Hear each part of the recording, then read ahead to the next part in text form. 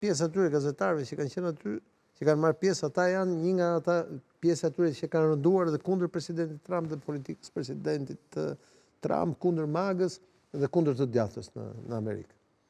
Gjë që si bën armik, pra nuk është se po i akuzon kush. Po kur t'i japim një shpjegim të gjithë kësaj ngjarje, duhet të kuptojmë që është fat i madh që me gjithë ato armatime nuk është vrarë njerëz, se mund të ishin vrarë edhe njerëz tjerë përveç atyre profesorëve të qeverisë, mund të ishin edhe gazetarë që ishin aty në darkë. Dhe tregon që sigurisht nga këtu deri në nëntor, ku ndërkohë është lufta në Iran, është çështja e inflacionit, e naftës, e gazit, rrjetet sociale, janë zgjedhjet e midtermit, është çështja e emigracionit, e ICE-s, e LGBT, pra gjithë këto përplasje që ka shoqëria amerikane mund të mos jetë ngjarja e fundit. Dhe e ka rujt Zoti sepse mund të jo vetëm presidentin, po dhe ata të tjerë që ishin në sallë mund të ndodhen në një dramë. E keni atentatin e pestë ndaj presidentit Trump. Më evidente ne kishim të vitet e kaluar, në fakt të vitit 2024, të 14 korrikut. Pse kaq shumë tentim atentate apo tentim vrasje ndaj presidentit pikërisht Trump? Ka të bëjë me debatin e brendshëm politik apo atë të jashtëm të sigurisë? Nuk është shumë i ndarë debati brendshëm nga debati i jashtëm në Amerikë, sidomos në Amerikë kjo. Çështja e mbajtjes së armëve është një çështje e një debati politik mes majtëve dhe të djathtëve në Amerikë.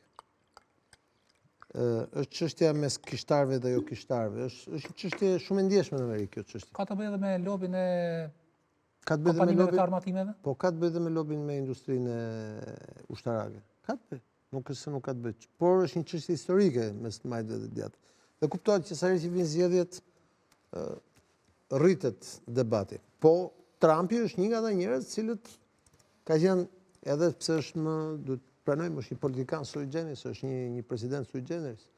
Një njeri që këtë debat publik e ka përdorur në mënyrë, ju kujtohen zgjedhjet para një viti e gjysmë 2 vjetë, ishte nga ata njerëz që thoshte kjo gjë duhet, madje edhe kur ju tentua jeta që e kapi plumbin vesh, ai prapë thoshte duhen armët të mbrojmë.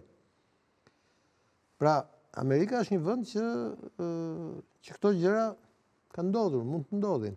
Ai ka zëvendës president një ish ushtarak. Gjithë Evansi. Do ta diskutojmë në një pyetje. Gjua verbale e administratës Trump ka qenë gjithashtu shumë ushtarake. Madje i vetmi gazetar që kishte aty, me që ishte me origjinë ai ushtarake dhe atë bëri ministër të luftës. Pete Hegseth. Po Hegseth është ministri i luftës dhe quhet departamenti i mbrojtjes se quhet në departament luftës. Njëtën kohë e gjithë politika e jashtme e SBA-s gjatë kohës Trumpit ka qenë e angazhuar duke shpjeguar çfarë janë raportet e forcës dhe raportet e dobësisë. Sigurisht, kur vjen në një moment të caktuar, siç është momenti i luftës aktuale në linjën në gjirin persik, megjithëse të pëlqen ta quash gjiri arabik, si do që ta quajmë, ai aty mbetet po. Është një moment që të gjithë konspiracionistët i fut në fantazi.